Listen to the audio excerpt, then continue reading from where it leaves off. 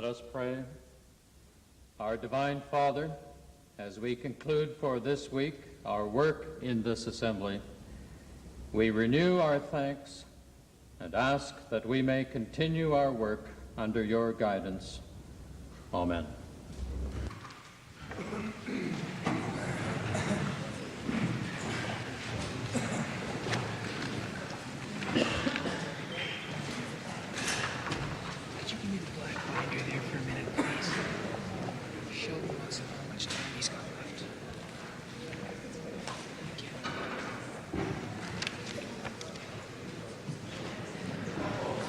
Introduction of visitors. Presenting petitions. Reading and receiving petitions. Presenting reports by standing and special committees. Notices of motions. Introduction of bills.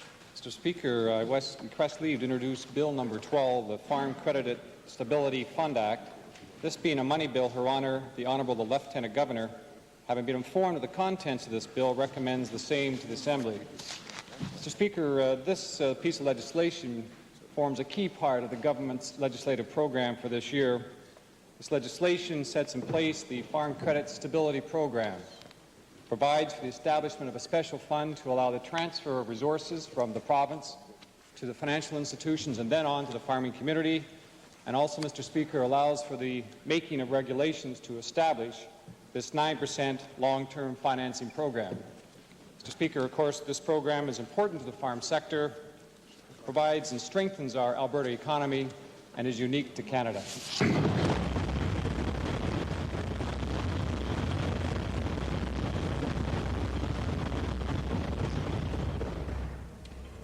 The Honourable Provincial Treasurer has moved first reading of Bill number 12, Farm Credit Stability Fund Act.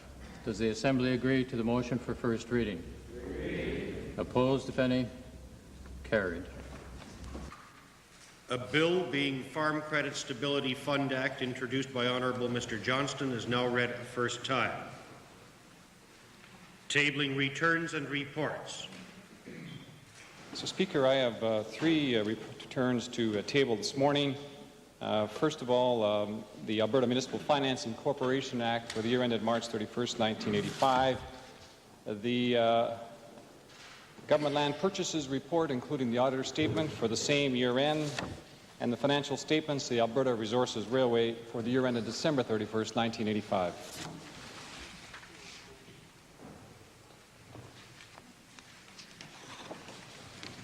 Mr. Speaker, I have the honour to table the 80th Annual Report of Alberta Education for the fiscal year 1984-85.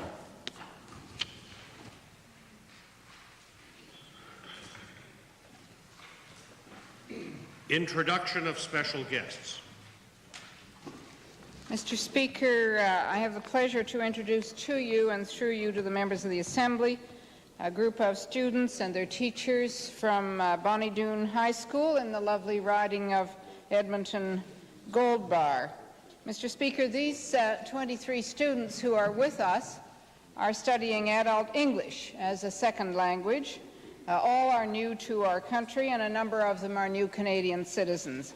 The teachers accompanying them are, Mr. Speaker, Mary Bazinski, Audrey Martin, Elizabeth Hyatt, and Vanya Peprosky. They are seated in the public gallery, and I'd ask them to rise in order that they may receive the welcome of this House.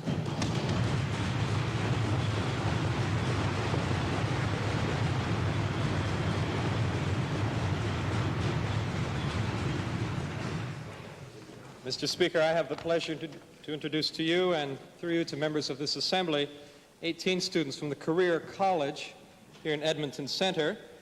They are with their director, Liz Pyle. They are legal assistance students, and with so many lawyers around the Assembly, I hope they had brought their resumes, but they're in the public gallery, and I'd ask that they stand and receive the warm welcome of this Assembly.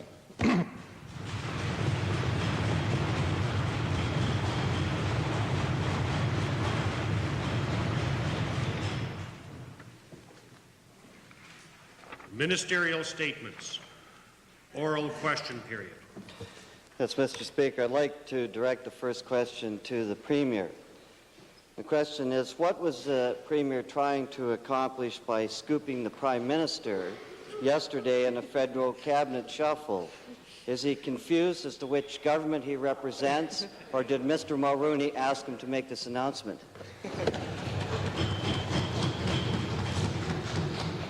Mr. Speaker, it must be a quiet news day.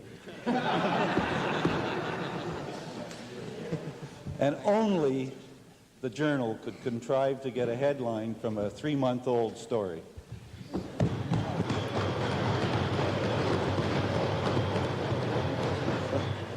Supplementary, we always appreciate the Premier when he opens his mouth and creates some news for us. But my question then, whether it's 3 months or not, when we checked in Ottawa, people there weren't aware of it, Mr. Premier. So my question is this: in view of the fact that this government is trying to get federal help for our ailing energy industry, what possible purpose did the Premier have for spreading rumors about a possible cabinet shuffle? Mr. Speaker, there was a question about whether or not the meeting could go on with the federal energy minister, and there was some question about whether it would be cancelled or not because of developments in Ottawa. And I mentioned that one of the possibilities was the potential for a shuffle. That has been discussed for 2 to 3 months now, and the members opposite, if they don't have good sources, maybe they should read the Journal. Well, Mr. Premier, I'm told that the federal people don't find it quite as amusing. And my question to the Premier, now that he has succeeded in turning Ms. Carney really into a lame duck minister, could he indicate now what possible expectations he has about this particular meeting that's being held this weekend? Mr. Speaker, I can't believe in any way that Ms. Carney would be a lame duck minister. But, Mr. Speaker, I thought it was helpful for our Minister of Energy to discuss with the Minister of Energy in Ottawa her views and the views of her department, and get a reading of the federal government's views on general energy matters and on the potential for working together with the federal government on future assistance for the Alberta energy industry. Supplementary question. The Premier says he thought it would be interesting. What would be the purpose if he's already said that she's not going to be the Minister of Energy then? Why have the meeting?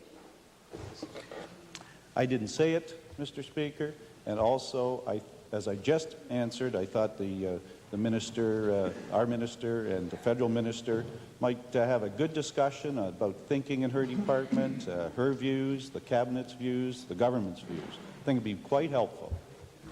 Mr. Speaker, a supplementary question for the Premier in a complimentary sense in terms of the Premier's futuristic thinking. Could the Premier confirm that eventually Ms. Carney will be leaving the portfolio? I will also confirm that eventually it will rain.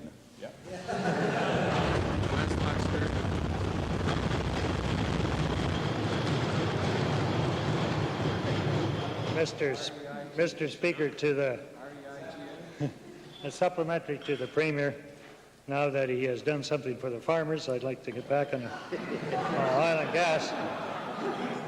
Acknowledging that the energy portfolio is a very complex one, and it'll take time for a new minister to become familiar.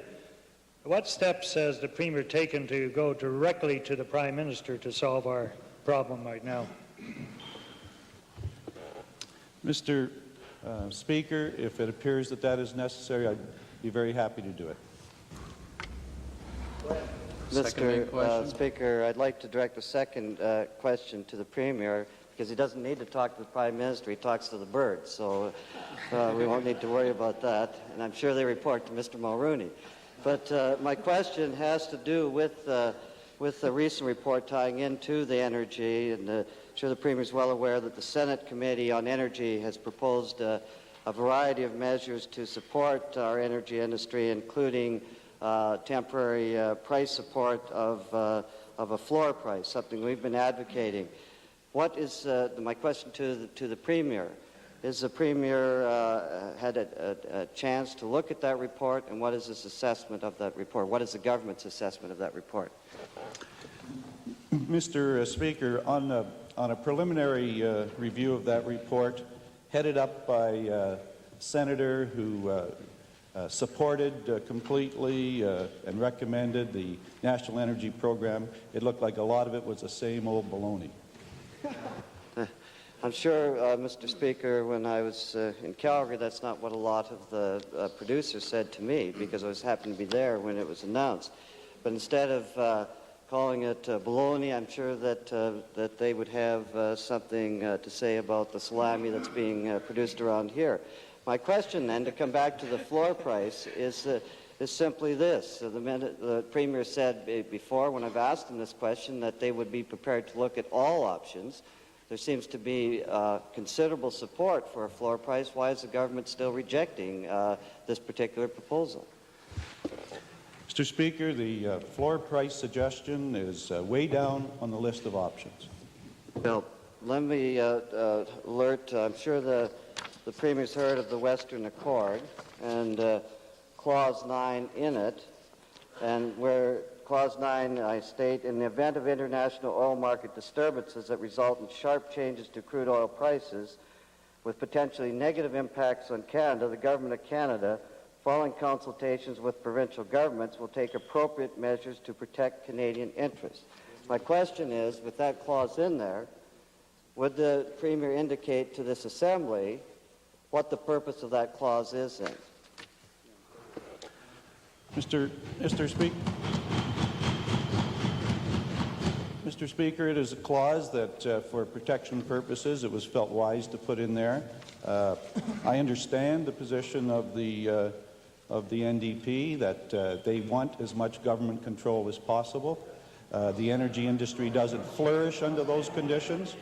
I know that they dislike having the energy industry free of regulation, and that they badly want to remove that freedom and get the regulation again, but we do not want to do that.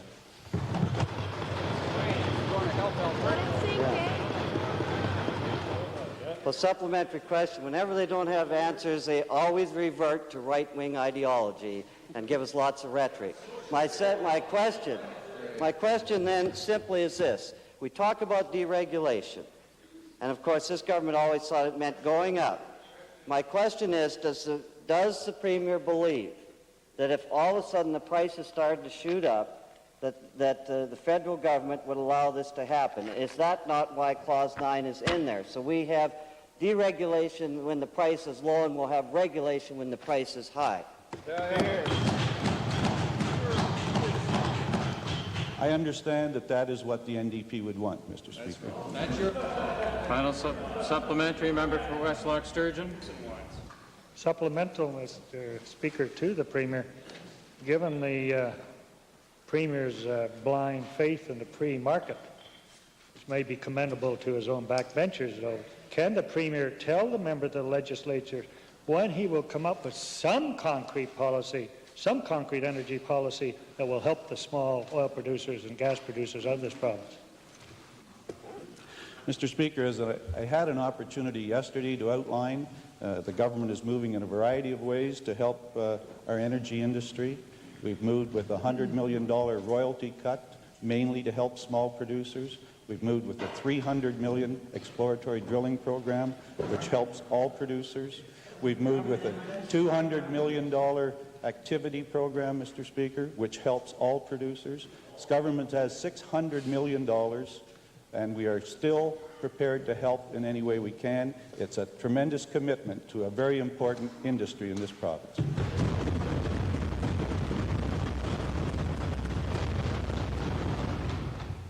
Mr. Speaker, to the Premier, the government has assured this House that a full review of labour legislation would take place and will be undertaken. That was a thrown speech, matter of fact, page 7. But in view of the fact that the inquiry into the Gaynors dispute has been granted a 2-week extension, is the Premier now prepared to establish an independent committee to review labor legislation in this province? Mr. Speaker, as I said earlier when this was raised, that it was certainly something to think about, the so-called independent committee, and I invited all members to express their views on how they thought the review might carried out. Unfortunately, so far, there haven't been any suggestions, so we will consider the one of the honourable member from Westlock Sturgeon and consider others. I might say, and my colleague, the Minister of Labour, may want to amplify on this, that the chairman of the Disputes Inquiry Board requested an extension. He had good reasons for doing that, and it was granted.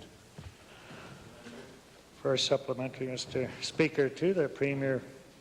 But the promise was made. It was said that a review. When will this review committee take place? When will the action take place? When?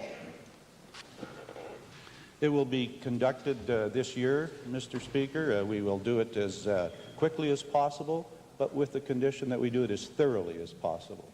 And therefore, any suggestions by any members as to how they feel that would be should be conducted, we would welcome. Mr. Speaker, to the Premier, we got it within a year, or this year, I think he means by December 31st. Now, can the Premier assure the House that this committee that he'll establish before December 31st, which I submit is too late, will it be independent? Mr. Speaker, I'm not sure what the honourable member for Westlock Sturgeon's view is of the term independent. I surely don't think he would say that members of the legislature would not have a role in it. Mr. Speaker, if I'm supplementary to Premier, I think it's obvious we don't want an in-house committee or legislature committee. But can the Premier assure the House that the committee that will be formed to review the labour legislation will be set up so that there will be ample time for public input? I gather now the member is asking for more time, ample time. There will be ample time for public input. Further supplementary, Leader of the Opposition. Mr. Speaker, supplementary to the Premier, says there's been no suggestions. I take it that his high-priced help reads them the orders of the day. We have presented two private members' bills and also motion number 9 that are under my name in the order papers, giving precisely the directions that the Premier has asked for. Has he had a chance to peruse this? And if so, what is his answers to, say, motion number 9?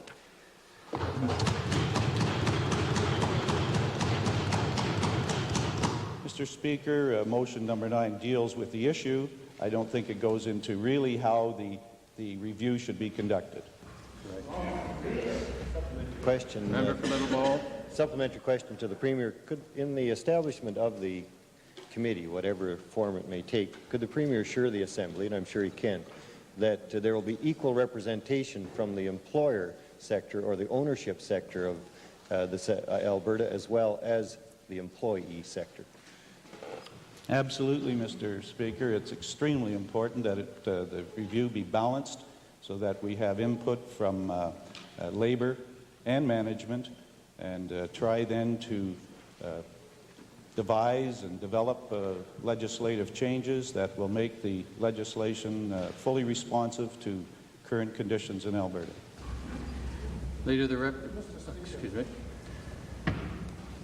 Mr. Speaker, perhaps to supplement the answers that the Honourable Premier has just given to the House, I have said since I was appointed as Minister of Labour that we intended to review the labour legislation thoroughly, how it has worked over a period of time covering different parts of the business and economic cycle, that review would be the fullest of reviews, that we would involve employers and employees from both the organised and unorganised segments of the labour force, and employer representatives to cover the same aspects.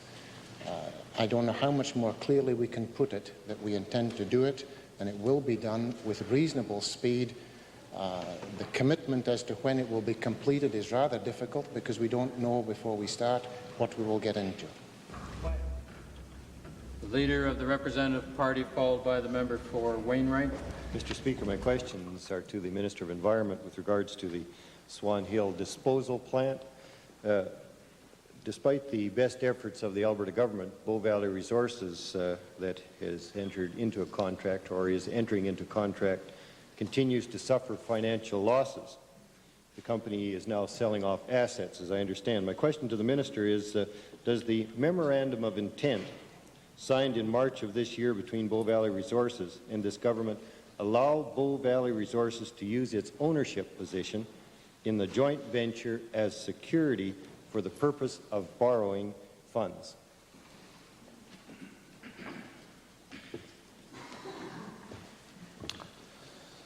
Mr. Speaker, I think that it would be wise on my part to have a thorough review made of that, just so that I would convey the proper information to the honourable member, and I'd be happy to accept that question as noticed.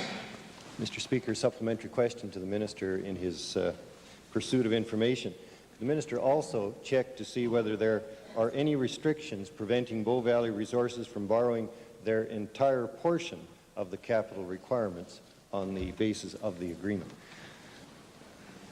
I think, Mr. Speaker, to ensure that I would convey to all members of the House completely accurate information, that I would like the opportunity to review that as well. Mr. Speaker, supplementary question. Could the Minister also confirm that the agreement guarantees Bow Valley Resources a minimum rate of return above the cost of this capital investment? The rate of return, Mr. Speaker, that was agreed to in the Memorandum of Understanding earlier this year was a rate that was based on a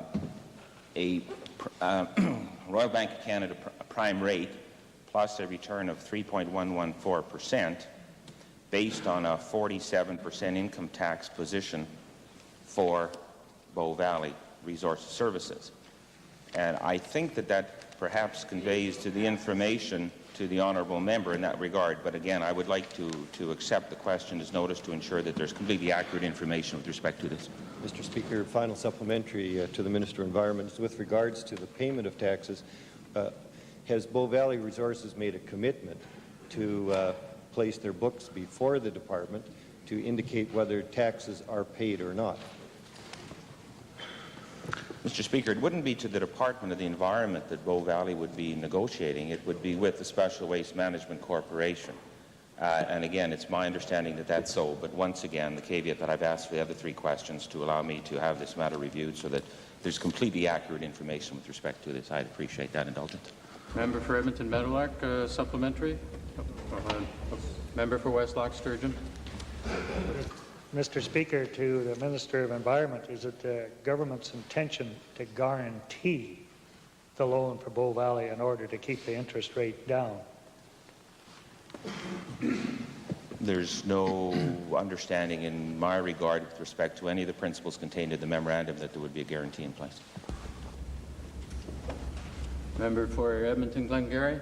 Yes, for the Minister of Environment, in view of the lack of stipulations in the agreement, is there any assurance the minister can give that money that goes to Bow Valley Resource Services from the government will in fact be used to run the plant at Swan Hills and not to service the debt load that Bow Valley Resource Services has taken on recently? Well, Mr. Speaker, the point that I was making with the honourable member from Little Bow this morning is that the memorandum contains numerous stipulations, very contrary to the premise that was put forward by the Edmonton member from Edmonton Glengarry.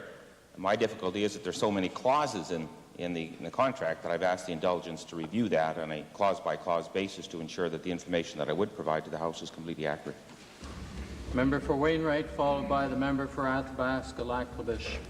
Thank you, Mr. Speaker. To the Minister of Agriculture. Agriculture Canada has released its projections related to farm income in 1986. Could the Minister indicate whether our numerous provincial agriculture programs have been taken into account in these figures and what impact that they've had?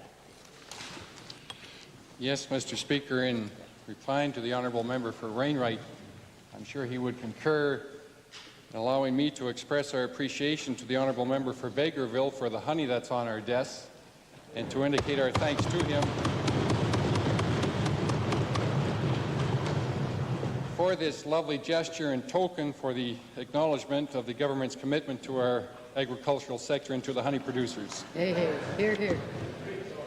But if I can respond directly to the honourable member for Wainwright and indicate to him, yes, our many numerous programs, especially at the provincial level, have had a direct impact into the net farm income rise as is projected by Agricultural Canada. Supplementary, would the minister be more specific and tell us what direct impact there is on the various sectors of the industry and whether or not the U.S. Farm Bill has been taken into account in these figures? Again, Mr. Speaker, I can share with the honourable member for Wainwright, yes, the U.S. Farm Bill has been taken into account as it relates to these figures, and specifically the projections by Agricultural Canada show that net farm income will rise by some 5% in the province of Alberta, and that's due mainly to the decreasing of the input costs of some 8% in this province. If he wishes me to get into specifics, unfortunately, I'm sure the time of the House will not allow it, but we have the many worthwhile programs under Hail and Crop, our farm fertilizer, our fuel adjustment program, the water grants. There's just numerous programs that have had direct input into the lowering of the input costs. Supplementary, how do these figures then compare with other provinces across Canada? Mr. Speaker, in Manitoba, they have shown a greater increase, and we're happy for the farming population in Manitoba. And I noticed the New Democratic Party applauding. We're thankful that the acts of God were not as severe on them as they were on our province, because well, I acknowledge the NDP think a great deal of themselves, but I've never known them to think of themselves as God before, Mr. Speaker. But the figures show that actual production in the province of Manitoba increased by some 33% in the previous year, whereby in Alberta it declined by some 4%. Member for Athabasca-Lac-La-Biche, followed by the member for Calgary-Buffalo. Mr. Speaker, to the Minister of Agriculture, I recently attended 2 meetings about the tripartite meat stabilization plan, where cow-calf operators were nearly 100% united in their criticism of the cow-calf stabilization plan. Is the minister aware of this, and is the minister ready to indicate that immediate review and changes to that portion of the plan will take place in full consultation with the cow-calf operators of Alberta? Mr. Speaker, in response to the honourable member for Athabasca-Lac-La-Biche, I can assure him everything that this government does. We do have prior consultation prior to the implementation of it. It were the cattle producers themselves that pushed very strongly for our participation in the red meat stabilization program, and as he is no doubt aware, there is provisions under this program for an annual review, with a major review in 1990. We had officials just this week in discussions with the other partners in the tripartite agreement, so that hopefully the concerns that have been expressed by the farming population can be resolved. But I should share with him that the acceptability of this program has been very great. The applications are coming in the vicinity of 600 a day, and we're hopeful that the farming population will participate in this very worthwhile program, whereby themselves, the federal government, and this government are participatory partners of it.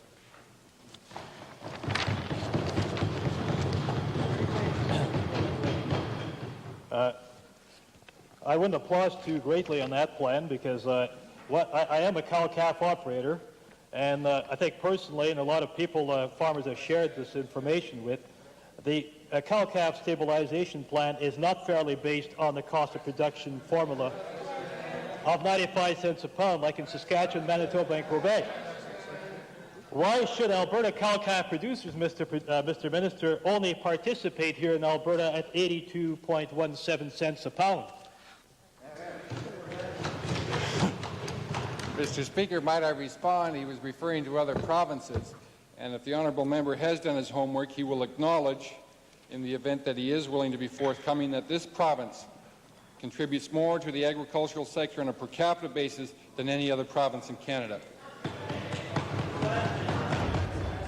Supplementary question. I don't think it's an answer to the particular question I had. I understand that the majority of cow-calf operators have decided not to participate in the beef stabilization plan of the cow-calf plan. What level of participation is required if Alberta is going to take part in the stabilization plan? Mr. Speaker, I apologize if I didn't answer the honourable member's question, but in his verbiage I must have lost the question because he had so many. But let me indicate to him, too, that this reminds me of the debate that took place as it related to the Western Grain Stabilization Bill. At that time, it was the New Democratic Party that indicated people were not going to participate in it also. We today have 80% participation in that program, and we're looking forward to a wide participation of all our producers. And in the event that we need to make changes, we're open to making those changes. As I indicated to him earlier, there is a provision for a review on a yearly basis, plus a major review in 1990. Last supplementary, I'm glad you're indicating that we're going to have a chance to change the plan, because one of the major plans that should be contemplated is the time of the year when the farmers have to be putting in their money in the plan. Could the minister indicate the reason for a plan that involves farmers having to come up with money for their share of the stabilization plan at this cash-starved time of year? Why not the fall instead of June the 30th? And will the minister extend that deadline? Sorry, honourable member, you're now asking the third question on this particular supplementary, and you are taking too long to get into the supplementaries. So I'd invite the minister to respond to the first supplementary in this series, please. Mr. Speaker, we on this side of the House have recognized the difficulties that all of agriculture is facing with their cash flow problems, and that is why we have been so consistent in supporting the agricultural sector. I should share with them again, as I mentioned earlier, if he does have legitimate concerns, my office is always open to him. I'm more than happy to discuss them. I should also indicate to him, in the event that there is to be an extension, it requires the agreement of 3 parties. We have discussed this possibility with the Honourable John Wise, and we're more than happy to discuss it further in the event that we feel it does merit it. And I gather from his representations he does feel it does, and in the event that he is sincere, I share with him my door is always open. Member for Calgary. Member for Speaker, to the minister, can he assure the House that he will give credit or an extension to those farmers that want, and cow-calf operators that want to sign up until the autumn, so he can get a respectable number to sign up with the program that he's so proud of? Mr. Speaker, maybe I could ask the honourable member from West Loch Sturgeon what that number is, because we to date don't know it. We haven't had a chance to finalize all the applications, so I'm not about to answer a hypothetical question because we don't know the number. If he knows it, I hope he would share it with us. Sorry, you have no... Sorry, you're out of order. Can we continue, please? The next question is the member for Calgary-Buffalo, followed by the member for Edmonton Centre. Mr. Speaker, a question to the Honourable Premier, who will consider this issue to be more in the nature of a boomerang. It won't go away. Mr. Premier, yesterday the Independent Petroleum Association of Canada stated that it is concerned about declining gas prices and that it now opposes deregulation of gas markets on November 1st unless Ottawa and the provinces get together and ease access to export markets. Does the government support the industry in this position of delaying deregulation on that basis? Mr. Speaker, as I've said before in the House, the government is reviewing the matter of deregulation as of November the 1st, and with the recent events, this is another factor to consider, the events of the decisions by the National Energy Board. And I was interested in the position being taken by IPAC. It did build its position based on conditions which it thought might happen in the future, and I think it is something to give serious consideration to. Well, Mr. Premier, let's get away from the National Energy Board into the heart of the Western Accord. Does the Premier support the position of the Independent Petroleum Association of Canada in opposing maintenance of a 15 to 22-year supply of gas for Canadian requirements, because this maintenance will prevent the industry from realizing the benefits of price deregulation? As I said earlier, Mr. Speaker, it is the National Energy Board introduced these new conditions, and that is what has caused IPAC to reconsider their position. As I said, I'm interested in their position and that we are going to give it serious consideration. Mr. Speaker, is the Premier stating that the maintenance of a reserve of gas for Canadian gas requirements was not at the heart of the Western Accord to which the government agreed? Mr. Speaker, the honourable member should be very clear that the government of Alberta has consistently had a policy of maintaining reserves on the following basis. First, we maintain a reserve for the future foreseeable needs of Albertans. Secondly, we support the federal government in maintaining a reserve for the future foreseeable needs of Canadians. Then, if there is surplus, we support the position of exporting that surplus to the United States or other markets. Well, Mr. Speaker, if the Premier agrees that there is a need to maintain a reserve, why does it blame the National Energy Board for refusing to allow exports to the United States, which in fact are contrary to the concept of deregulation, which it indicates it favors? No, Mr. Speaker, that's not so. Deregulation does not involve the supply of gas for the future of Albertans. We have consistently maintained, as has the ERCB, that Alberta will have its foreseeable needs protected by a supply before we will allow export out of this province. As a matter of fact, all exports that we approve have within them the condition that we can cancel them should it appear that the needs of Albertans are being at risk. Then, after we have determined that there is a supply for the foreseeable needs of Albertans, we then wish to have that surplus go to Canadians. After Canadians are protected, we support the position that the surplus should go to markets outside of Canada. Supplementary, member for Calgary Forest Lawn. Mr. Speaker, to the Premier, has the government considered the impact that the scheduled deregulation for November the 1st will have on Alberta's petrochemical industry, and if so, what steps does it plan to take to protect this very vital Alberta industry? Mr. Speaker, the member might know that the government moved last year to assist the petrochemical industry in acquiring its feedstocks in this province at below the markets they were forced to in the future.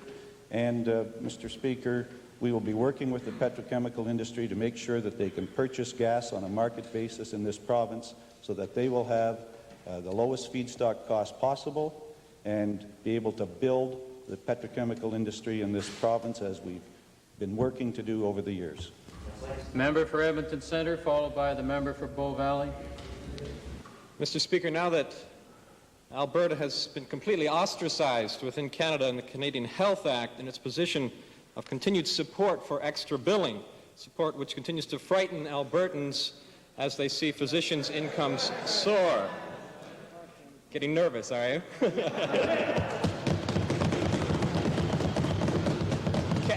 Can the Minister of Hospitals and Medical Care clearly outline for this Assembly and the over 70% of Albertans who are opposed to extra billing his reasons for not legislating an end to it in this province?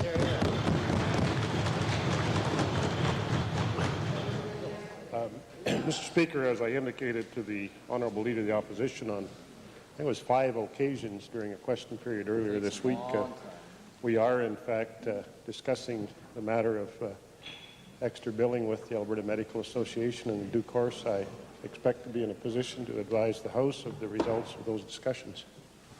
But, Mr. Minister, would he please indicate what services might still be available for extra billing when his secret negotiations with the AMA are finished? Could he, as an absolute minimum, ensure this House that no basic medical services are on the table? Again, Mr. Speaker, as I've indicated previously this week, when we've had an opportunity to complete our discussions with the Alberta Medical Association and also had an opportunity to finalize our discussions with the Federal Minister of health relative to the Canada Health Act and the penalties being imposed upon Alberta, we would then be in a position to let the opposition know exactly what it is that we plan to do. It's not the opposition, it's the patients who are concerned here, Mr. Minister. It's outrageous. I cannot believe he's getting away with this. We'll debate it on Thursday afternoon next, too, and we get to it in a public debate.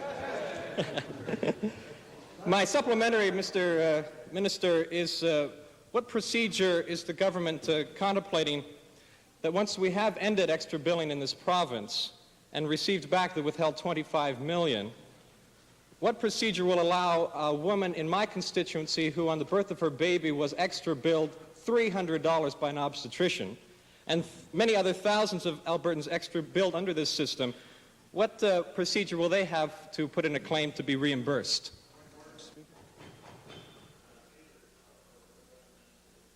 On a point of order, Mr. Speaker, and being a rookie, I could be out of order. On my point of order, I would be willing to stand corrected. I appreciate your suggestion on keeping our speeches of the order that we would not have to read them. The questions become lengthy when they become read also. I wonder if we could address that. Excuse me, the point of order has, it should come up at the end of oral question period anyway. Thank you very much. The Honourable Minister, please. Mr. Speaker, the funds which are being withheld by Ottawa are money which we have always felt should have been provided to this province for the health care system, but the Canada Health Act has prevented that. In the meantime, we have had to utilize funds from the General Revenue Fund of the province to make up the shortfall that has occurred because Ottawa is withholding these funds. When those funds are returned to us, they should properly go back into the General Revenue Fund for the benefit of all Albertans, and there would be no consideration given to trying to somehow or other construe that these funds should be the property of those people who have been extra billed, because there's no relationship whatever between the funds that are being withheld by Ottawa from our province and those who've been extra billed. Mr. Speaker. Yes, Mr. Speaker, please. I will not read it for your, but my question is this, as a supplementary. Once this battle has been waged, what assurance will the Honourable Minister give us that there will soon be an end to user fees in this province? The Honourable, I'm not exactly sure what the Honourable Member is talking about because I'm not aware of a situation regarding user fees in Alberta at the present time. Maybe the member would wish to elaborate. Policy, go to the Royal Alec. Both, followed by the member for Westlock Sturgeon. Supplementary question to the Minister of Hospitals.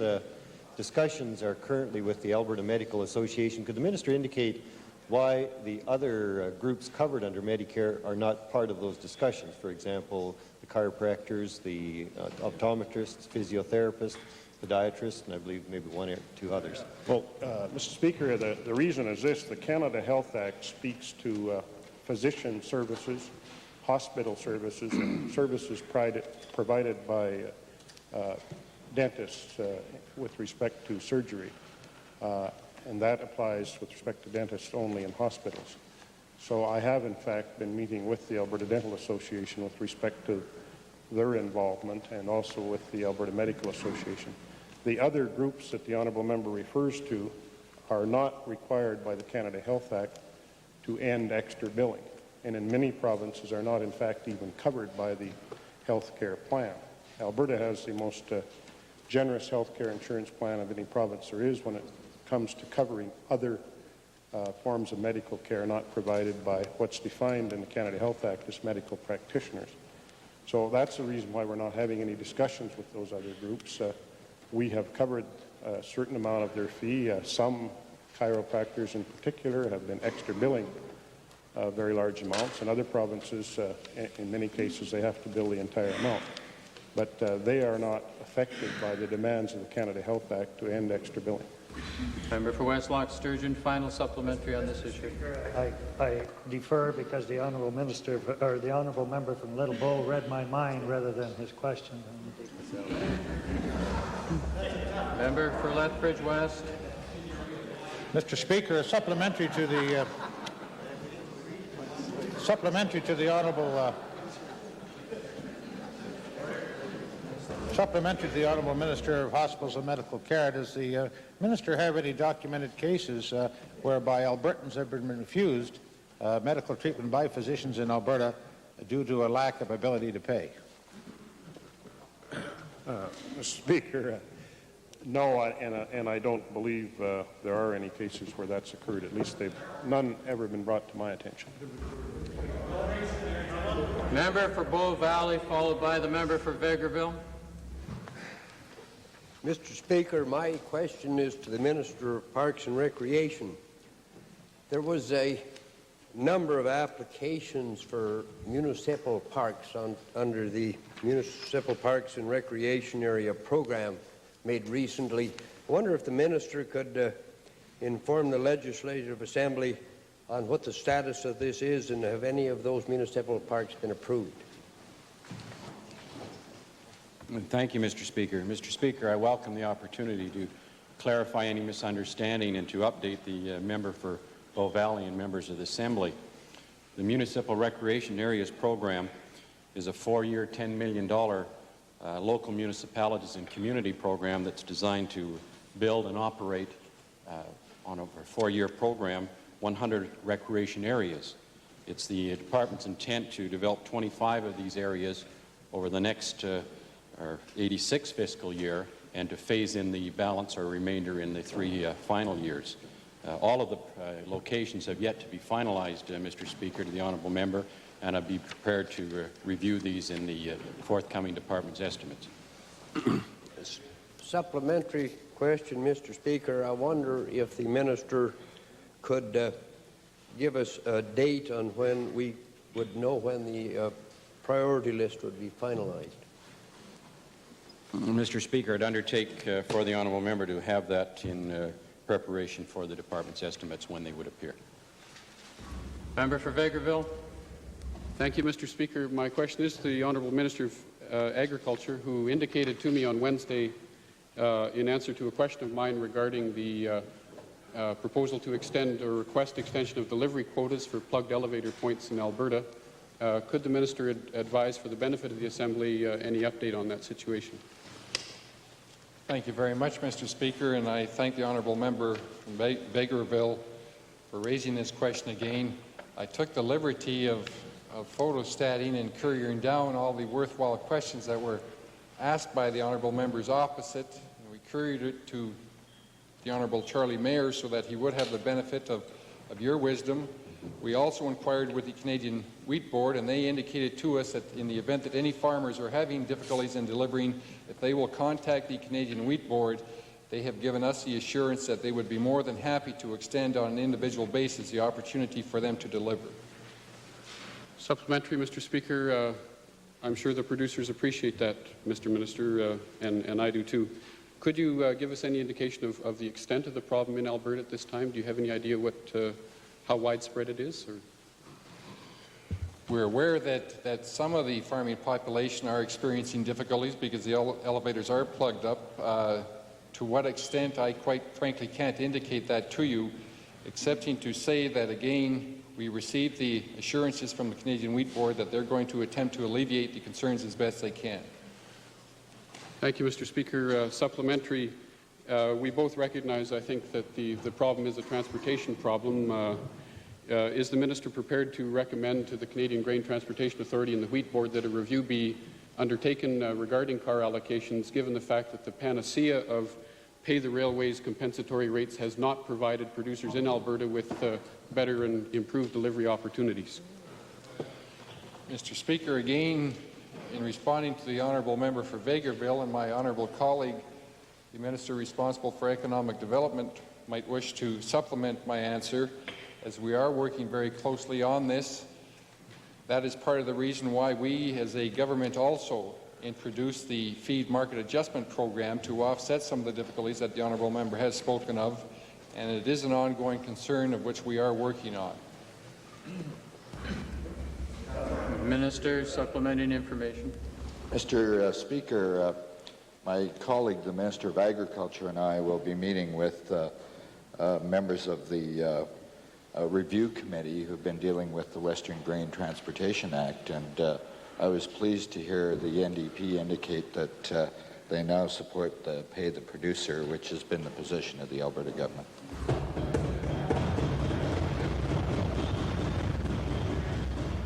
Mr. Speaker, to the Minister of Agriculture. Okay. A check if answered will confirm that that's an absolute distortion of what I said. Mr. Speaker, supplementary. Supplementary, Mr. Speaker, to the Minister of Agriculture. I can understand my other members' difficulty trying to understand them. Did I get clearly from you that the Minister, bearing in mind that I have no federal member of Parliament, did I get clearly from you that the Minister in charge of the Wheat Board, did I get clearly from the Honourable Minister that the Minister in charge of the Wheat Board will extend the period for delivery of those that cannot deliver the elevators now, or that he is only thinking about it? Mr. Speaker, the honourable member indicated he had no member of Parliament. Let me assure him that the representation in Pembina is much the same as the representation at the provincial level in West Loch Sturgeon.